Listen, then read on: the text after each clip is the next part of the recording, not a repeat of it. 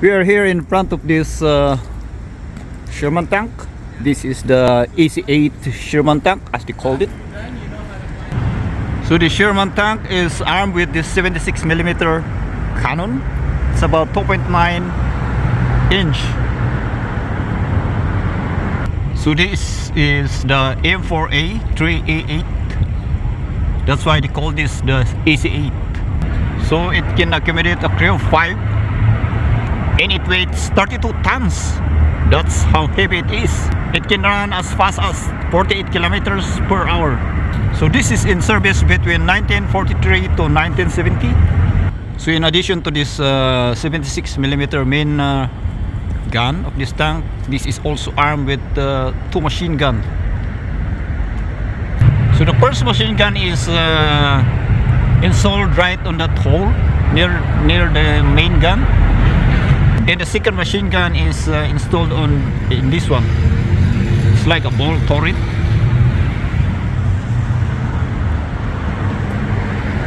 And at this turret of the tank, you will notice there's a placement for a third machine gun. This is for use for anti-aircraft or anti-personnel purposes. So all in all, this tank is armed with this main 76mm gun or 2.9 inch, and at the same time with 3 machine gun. The whole of this Sherman tank is welded. As you can see, it did not came from one piece. You will notice here there's a welding over here at frontal armor. And this is the thickness of the frontal armor is about 75mm or about 2.9 inch. But the thing is, this was angled at 45 degrees. So the 2.9 inch thickness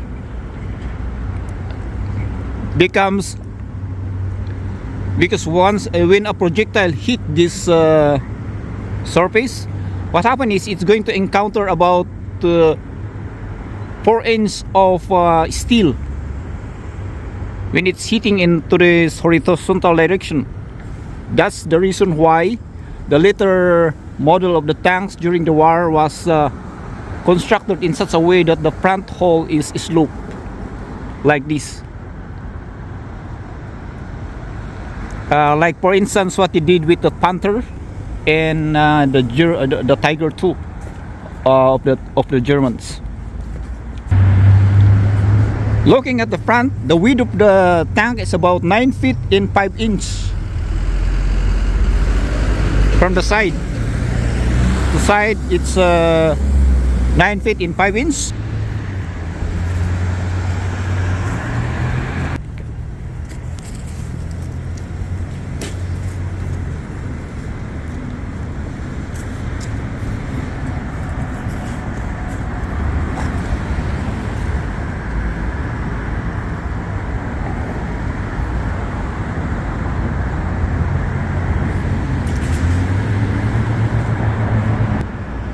So the width of the tank is 9 feet, 9.5 from side to side.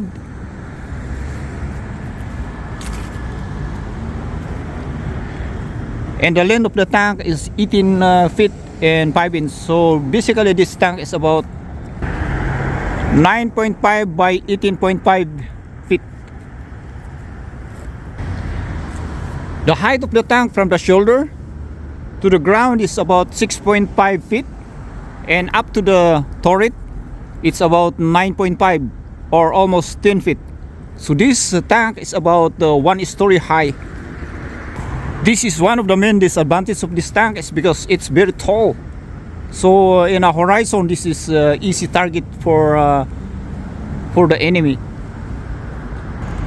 Today is about -3 degrees, and you will notice that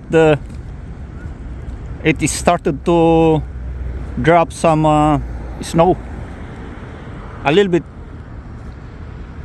Okay, so going back to this tank, you will notice that these are all the track assembly, and it is made of this bogie. So the track assembly of this Sherman tank is made of bogies. So we have this 1, 2, 3 seat of bogies.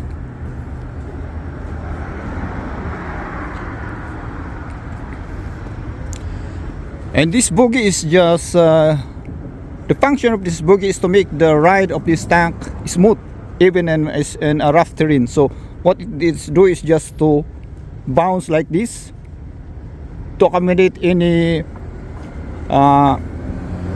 imperfection on the ground. So you'll notice here, this one is a conical spring. They call this the horizontal volute suspension, spring suspension. So inside there's this one is a spring. So what happens is, when it's going to compress, the spring is going to become adjacent with each other. That's how this spring works. And you will notice here, this is the shock absorber that further smoothens the ride of this tank.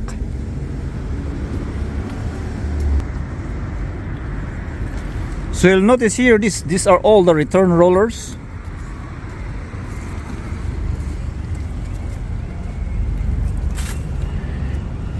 In this is the main roller that holds this track on this part of the tank. You'll notice here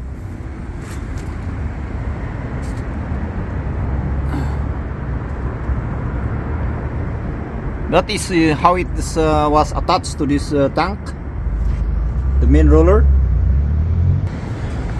Of course, all of this main track assembly is being driven by this sprocket drive. This sprocket drive is the one that drives all this track together. And this one is connected to the engine at the back of the tank through our drive shaft. So there's a drive shaft inside internally that runs from here to over here, and there's another smaller drive shaft that connects it from here to this engine of the tank. So the tank is over here, that one. The engine of the tank is at the rear.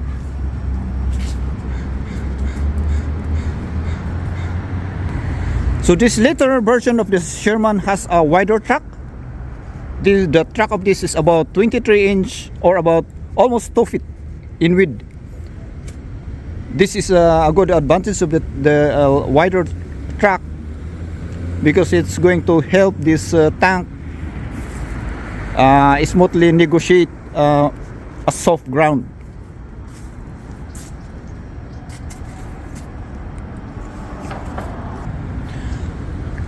Also, you are going to notice that these rollers is covered with this rubber. This and also the internal of the track itself is covered with rubber. This prevent metal to metal friction. All of this rubberized covering of these rollers in the track, it's going to absorb most of the vibrations and prevent metal to metal friction when this tank is moving. That it makes the ride for the crew inside a little bit more smoother. So though this tank is made all of metal,